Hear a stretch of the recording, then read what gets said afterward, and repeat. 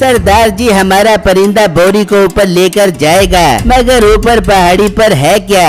ऊपर पहाड़ी पर बहुत कुछ है, ये ऊपर जाकर हमारा काम करेगा। अपने परिंदे को बुलाओ। उनका परिंदा आता है और वो बोरी उठाकर ले जाता है। तो बोरी से निकलता है और पहाड़ी के किनारे पर आता है। तुम लोगों ने मेरे साथ अच्छा नहीं किया। ये छोड़, बता पहाड़ी पर क्या है? ऊपर हर तरफ सोना ही सोना है। सारा सोना नीचे फेंक दे, फिर हम तुझे नीचे आने का रास्ता बताएंगे। तुम लोग झूठे हो, मैं सोना नीचे नहीं फेंकूंगा। इसे ऊपर ही रहने दो, हम कल आएंगे। कल तक इसका दिमाग ठिकाने आ जाएगा। वो सब वहाँ से चले जाते हैं। हाय, ये मैं किस मुसीबत में फंस गया हूँ। मैं सारा सोना दरिया में फेंक देता हूँ ताकि ये कभी भी सोने को हासिल ना कर सके, और खुद भी दरिया में छलांग लगा देता हूँ।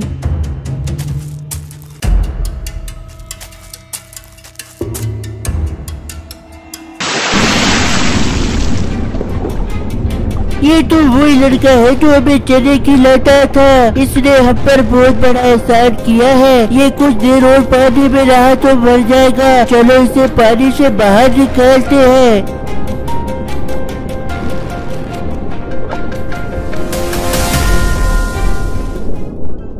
एक वक्त का किस्सा है। रामपुर गांव में बिट्टू नाम का लड़का चने बेचा करता था। वो बहुत नेक दिल इंसान था। जब उसके पास कोई गरीब आ जाता तो वो उसे चने मुफ्त में दे दिया करता था। बेटा, तुम्हारे चनों की खुशबू मुझे यहाँ तक ले आई है। मेरा बहुत दिल कर रहा है तुम्हारे चने खाने का। जी बाबा जी, आप हुक्म करें। आपको कितने रुपए के चने चाहिए? बेटा, अगर मेरे पास पैसे होते तो मैं तुमसे सारे चने खरीद लेता, लेकिन अफसोस मेरे पास थोड़े बहुत चने खरीदने के भी पैसे नहीं है। ओहो बाबा जी, इसमें इतना उदास और परेशान होने की क्या जरूरत है? मैं आपके बेटों की तरह हूँ। कोई बात नहीं, आप ले जाएं। पैसे देने की जरूरत नहीं है। मगर बेटा, इस तरह तो तुम्हें बहुत नुकसान हो जाएगा।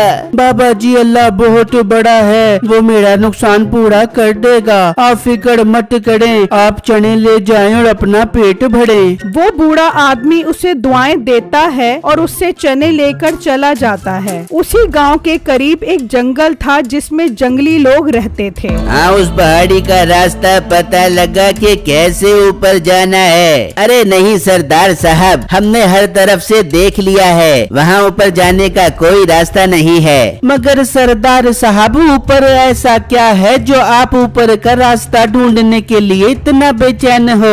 ऊपर पहाड़ी पर इतना खजाना है जो किसी बड़े से बड़े बादशाह के पास भी नहीं था। अरे वाह सरदार साहब, फिर तो हमें वो खजाना किसी भी सूरत में हासिल करना चाहिए। यही तो मसला है कि ऊपर जाने का रास्ता नहीं है। फिर ऊपर जाएं तो जाएं कैसे? सरदार साहब, मेरे पास एक बहुत अच्छा आइडिया है। हम अपने परिंदे को आजाद करते हैं। वो पहाड़ी पर सैर करने का बहुत शौकीन है। हम उसके जरिए ऊपर जाएंगे। तू पागल तो नहीं हो गया? रास्ते में उसने गिरा दिया तो जान से हाथ धो बैठोगे। परिंदे वाला आइडिया तेरा बहुत अच्छा है, लेकिन हम उसके जरिए किसी और को ऊपर भेजेंगे। मीठे और कम्मू, तुम दोनों कल भेष बदल कर जंगल से बाहर किसी गांव में जाओ और वहाँ किसी इंसान को अपनी चिकड़ी चुपड़ी बातों लालच में फंसा कर उससे ये काम करवाओ। वही ऊपर से सोना नीचे फेंकेगा। समझ गया सरदार साहब, आप बेफिक्र हो जाएं। मैं और कम्मू कल ही जंगल से बाहर किसी गांव में जाते हैं।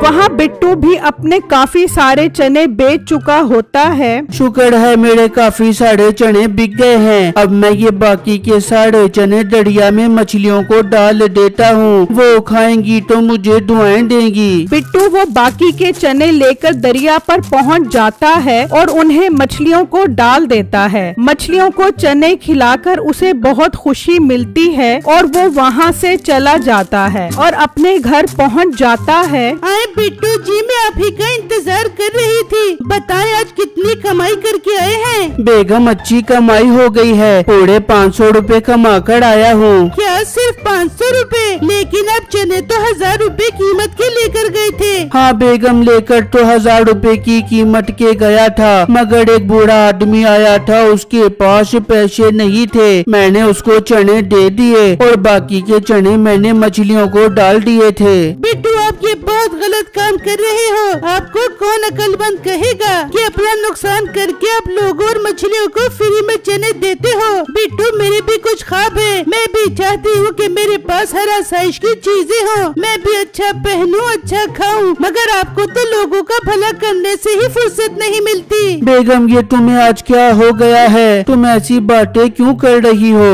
अब ऐसी हो गई हूँ, मुझे कुछ नहीं पता। अब आज के बाद किसी को मुफ्त में चने नहीं दोगे और सारे पैसे मेरे हाथ में लाकर रखोगे, वरना मैं घर छोड़कर चली जाऊंगी। अरे बेगम, ऐसा मत कहो। अच्छा चलो, मैं अब से अच्छी कमाई करूँगा और सारे पैसे लाकर तुम्हारे हाथ में रखूंगा। फिर जब अगला दिन होता है तो बिट्टू अपना चनों का ठेला लगा लेता है और वहाँ जंगल में मीठा और कमो भी अपना हुलिया बदल लेते हैं। जी सरदार साहब, अब कोई हम पर शक तो नहीं करेगा कि हम जंगली हैं। अरे नहीं नहीं, तुम्हारा हुलिया तो बिल्कुल शहरी बाबू वाला हो गया है। अब टाइम जाया मत करो और कोई शिकार ढूंढ कर लाओ जिसे हम पहाड़ी पर भेज कर वहाँ से सोना लेकर आ सकें। ठीक है सरदार साहब, हम जा रहे हैं। ये कहकर मीठा और कमो वहाँ से निकल पड़ते हैं और गांव की हदूद में दाखिल हो जाते हैं और उसी बाजार में पहुँच जाते हैं जहाँ बिट्टू खड़ा होता है। ओ कम्मू, वो मोटा देख रहा है, मुझे तो ये अच्छा शिकार लग रहा है। देख शक्ल से कितना बोंगा लग रहा है। और गरीब भी, इसे फंसाने में ज्यादा मुश्किल नहीं होगी। चल फिर तू यहाँ पर खड़ा हो, मैं इसे फंसाने जाता हूँ। फिर मीठा बिट्टू के पास आता है। अरे वाह लड़के, चने तो तुम्हारे बहुत जबरदस्त लग रहे हैं। क्या रुपए हिसाब दे रहे हो चने?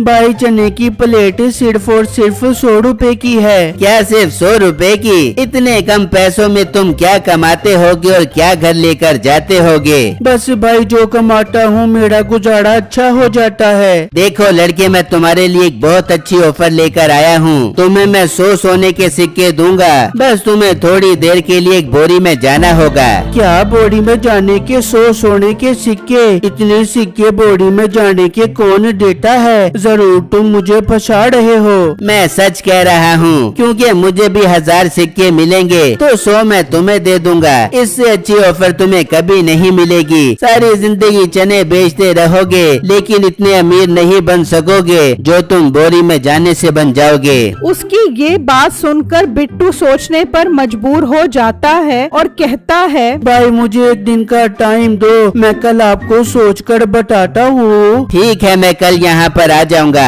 ये कहकर मीठा वहाँ से चला जाता है। शाम होती है तो बिट्टू घर पहुँचता है और अपनी बीवी को उसके बारे में बताता है। वो ये बात सुनकर खुश हो जाती है। अरे वाह बिट्टू जी, ये तो बहुत अच्छी बात है। वो आदमी कोई भला मालूम होता है जो आपको बोरी में जाने के 100 सोने के सिक्के दे रहा है। बिट्टू, आपको इस मौके को जाया नहीं करना चाहिए। हमें अमीर होने का इससे अच्छा मौका नहीं मिलेगा। पर बेगम, मुझे समझ नहीं आ रही, उस बोरी में ऐसा क्या है जो वो मुझे उसमें जाने के 100 सिक्के दे रहा है। बिट्टू, आप फजूल बातें सोचने में टाइम जाया मत करो, बस कल ही उस बोरी में जाने की तैयारी करो। बिट्टू के पास अब कोई चारा नहीं था। वो खुद अपने आप को तैयार कर लेता है। फिर अगले दिन वो अपने चनों का ठेला लगाकर खड़ा होता है कि मीठा कम्मों के साथ आ जाता है। हाँ लड़के, क्या सोचा तुमने? भाई ठीक है, मैं राजी हूँ बोरी में जाने के लिए। गुड लड़के,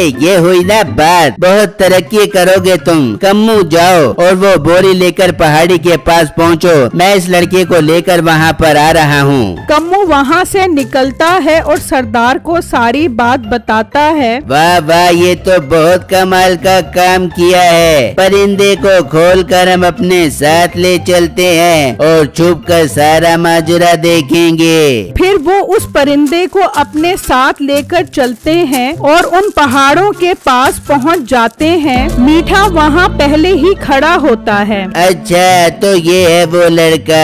आज सारे राजों से पर्दा उठ जाएगा कि उस पहाड़ी पर आखिर कौन सा खजाना है। चल कम्मू बोरी लेकर उसके पास पहुँच, मैं परिंदे को भेज रहा हूँ। कम्मू बोरी लेकर वहाँ पहुँच जाता है। चलो लड़के, मेरा साथी बोरी ले आया है। कम्मू बोरी को जमीन पर रख, लड़के इस बोरी के अंदर चले जाओ। ठीक है भाई, पर कोई मसला तो नहीं होगा ना? अरे नहीं नहीं, कोई मसला नहीं होगा, बस तुम इस बोरी के अंदर चले जाओ। बिट्टू उस बोरी के अंदर चला जाता है। तभी उनका परिंदा उड़ता हुआ आता है और वो बोरी उठाकर ले जाता है। परिंदा उस बोरी को उस पहाड़ी पर फेंक देता है और वहाँ पर हर तरफ सोना ही सोना होता है। बिट्टू बोरी से निकलता है और हर तरफ सोना देखकर हैरान परेशान रह जाता है। ये मैं इस पहाड़ी के ऊपर कैसे आ गया? लगता है इन्होंने मुझे बोरी में बंद करके इस परिंदे के जरिए ऊपर भेजा है ताकि मैं इन्हें ये सारा सोना दे सकूं।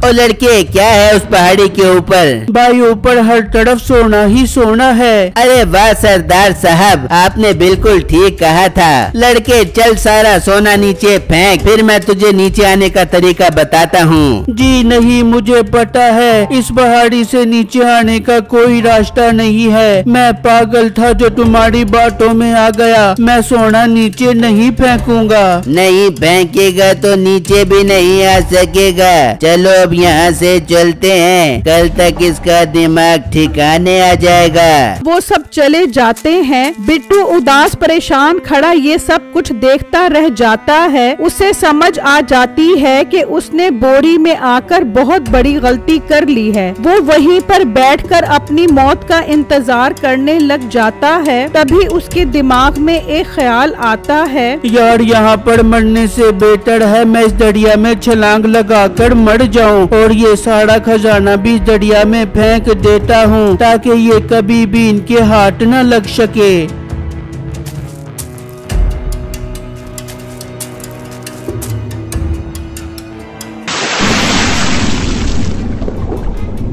ये तो वही लड़का है जो हमें चने खिलाता था। इसने हम पर बहुत बड़ा एहसान किया है। ये कुछ देर और पानी में रहा तो मर जाएगा। चलो इसे पानी से बाहर निकालते हैं।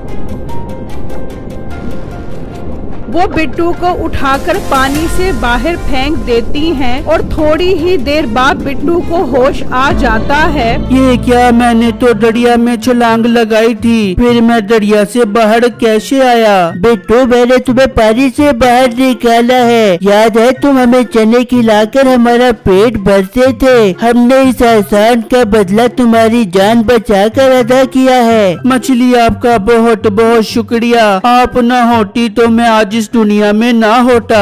ये कहकर बिट्टू वहाँ से चला जाता है और जब घर पहुँचता है तो मालिक मकान उसका सामान बाहर निकाल कर खड़ा होता है। देखो मेरा शोहर आ गया है। बिट्टू, मालिक मकान ने किराया न देने पर हमारा सामान बाहर निकाल दिया है। मैं कह भी रही थी कि मेरा शोहर आज 100 सोने की सिक्के लेकर आएगा। हम आपका किराया तो क्या आपसे मकान ही खरीद लेंगे। तेरी बेगम तो लगता है दिमाग से आधी हो गई है। 100 सोने के सिक्कों की बातें कर रही है तेरे पास सिक्के? नहीं मालिक, मेरे पास सिक्के तो नहीं है। हाँ, पर मैं 1-2 दिन तक आपका किराया दे दूंगा। अपना मुंह बंद कर, मैंने तुम्हारा सामान बाहर निकाल दिया है। जब किराया दोगे तो सामान अंदर ले जाना। बड़ी आई 100 सोने के सिक्कों की बात करने वाली। गरीब लोगों, तुमने कभी ख्वाब में भी सोने के सिक्के देखे हैं? ये कहकर मालिक मकान वहाँ से चला जाता है और बिट्टू अपनी बीवी को अपनी आप बीती सुनाता है। छम्मो का हैरत से बुरा हाल हो जाता है। बिट्टू, अगर वो मछली जिसे आप चने खिलाते थे आपकी जान न बचाती तो आप मर जाते। बिट्टू, मुझे माफ कर दे। मैं अपनी आसानी के लिए आपको मुश्किल में डाल रही थी। मैं अब कभी आपसे कोई गिला शिकवा नहीं करूँगी, बल्कि हर हाल में आपके साथ खुश रहूँगी। बस बेगम, मुझे आपका आपका यही साथ चाहिए, मैं आपके लिए हर तूफान से लड़ जाऊंगा। बेगम अब सुनो, उस पहाड़ पर बहुत सारा सोना था, वो सारा सोना मैंने दरिया में फेंक दिया। मैं उस दरिया पर जाकर सारा सोना निकाल सकता हूँ और इस बात का किसी को भी पता नहीं है। अरे बिट्टू, ये तो बहुत अच्छी बात है कि सारा सोना हमें मिल जाएगा। हाँ बेगम, मैं कल पहली फुर्सत में दरिया पर जाता हूँ और वो सोना निकाल लेता हूँ। फिर अगला दिन होते ही बिट्टू दरिया पर पहुंच जाता है और उसमें छलांग लगा देता है और एक बोरी उठाकर उसकी तरफ आता है। तभी वो जंगली भी वहाँ पहुँच जाते हैं। अरे सरदार जी, वो मोटा तो पहाड़ी पर नजर ही नहीं आ रहा। तू एक काम कर, इसे आवाज लगा। वो उसे आवाजें लगाते हैं, लेकिन ऊपर ना तो बिट्टू आता है और ना ही उसकी आवाज। लगता है वो ऊपर ही मर गया है। अब कोई और हल निकालना पड़ेगा ऊपर जाने का। बिट्टू उनकी सारी बातें सुन रहा होता है। मालिक, हम एक काम करते हैं, हम तीनों बोरी में जाते हैं, परिंदा हमें ऊपर ले जाएगा, फिर हम वहाँ से सारा सोना नीचे फेंक देंगे और फिर परिंदे को वापस बुला लेंगे, वो हमें नीचे ले आएगा। वाह मीठे, तेरा दिमाग तो बहुत काम करता है। चलो चल कर अपना परिंदा और बोरी लेकर आते हैं। वो तीनों वहाँ से चले जाते हैं। बिट्टू भी पानी से बाहर निकल आता है। अच्छा, तो अब ये तीनों ऊपर जाने का प्लान बना रहे हैं। इन तीनों का मसला तो अब हल करना पड़ेगा और इनके परिंदे को पकड़ने के लिए मैं जाल का बंदोबस्त करता हूँ। बिट्टू रस्सी लेकर आता है और उसे एक पत्थर के साथ बांध देता है और वहीं पर छुपकर बैठ जाता है। वहाँ वो बोरी और परिंदे को लेकर चल पड़ते हैं और वहाँ पर पहुँच जाते हैं। चलो इस बोरी में चलते हैं, परिंदे हमें ऊपर ले जा। वो तीनों बोरी में चले जाते हैं और वो परिंदा आता है और बोरी उठाकर पहाड़ी के ऊपर चला जाता है और बोरी को छोड़ देता है और वापस जमीन पर आ जाता है। वो तीनों जब बोरी से निकलते हैं तो उनके पास ना तो बिट्टू होता है और ना ही कोई सोना। ये क्या, वो लड़का कहाँ चला गया? सरदार जी, लड़के को छोड़ो, ये देखो यहाँ पर तो कोई भी सोना नहीं है। चलो चलो, अब टाइम जाया मत करो, अपने परिंदे को बुलाओ ताकि वो हमें नीचे ले जा सके। वो परिंदे को आवाज देते हैं। वो जैसे ही उड़ने लगता है उसकी टांग रस्सी में फंस जाती है और वो रस्सी के साथ कैद हो जाता है। बिट्टू भी बाहर निकल आता है। ओ लड़के, तू नीचे कैसे गया? इस बात को छोड़ो, तुम मुझे फंसा रहे थे ना, देखो मैंने तुम्हें फंसा लिया और तुम्हारे परिंदे को भी। लड़के, तुम तो कह रहे थे ऊपर बहुत सारा सोना है, लेकिन ऊपर तो कुछ भी नहीं है। क्योंकि ऊपर से सारा सोना मैंने इस दरिया में फेंक दिया है। अब तुम ऊपर ही रहो सारी जिंदगी। बिट्टू मेरे भाई, हमारे परिंदे को छोड़ दो, ये हमें नीचे लेकर आएगा। मैं इसे कभी नहीं छोड़ूंगा, तुम सबकी यही सजा है, तुम ऊपर ही मरोगे। फिर बिट्टू दरिया में छलांग लगा देता है और वहाँ से एक एक करके सारी बोरियां निकाल लेता है और वहाँ से ले जाता है। वो सब बिट्टू को देखते ही रह जाते हैं, लेकिन वो अब कुछ नहीं कर सकते। बिट्टू वो सारी सोने की बोरियां वहाँ लाकर घर की पिछली साइड पर रख देता है और उसमें से कुछ सोने के सिक्के निकालकर मालिक मकान के घर पहुँच जाता है। क्या हुआ, क्यों आए हो मेरे पास? अब ये मत कहना कि मुझे कुछ दिन के लिए घर के अंदर रहने की इजाजत दे दो। जी नहीं, मैं इजाजत मांगने नहीं बल्कि आपका मकान खरीदने आया हूँ। बताओ कितने सोने के सिक्कों के बदले में मकान दोगे? तू गरीब फकीर इंसान, तेरे पास सोने के सिक्के कहाँ से आ गए? मालिक, लगता है इसका दिमाग खराब हो गया है, जो ये बह की बातें कर रहा है। मेरा दिमाग खराब नहीं हुआ, तुम अपने मकान की कीमत बताओ। तू 50 सोने के सिक्के दे और मकान ले ले हैं तेरे पास? मैं 50 नहीं बल्कि 100 सोने के सिक्के दे रहा हूँ, ये पकड़ो और आज से तुम्हारा मकान मेरा हुआ। मालिक मकान सोने के सिक्के देखकर हक्का बक्का रह जाता है। बिट्टू सिक्के देकर वहाँ से चला जाता है और सारी बोरियां घर के अंदर रख लेता है। अब उसके चारों तरफ सोना ही सोना होता है और ये बिट्टू की नेक दिली थी जिसके बदले उसको इतना कुछ मिला। वो गांव के गरीब लोगों में भी सोना बांटता है और वो जंगली उस पहाड़ी के ऊपर ही मर जाते हैं।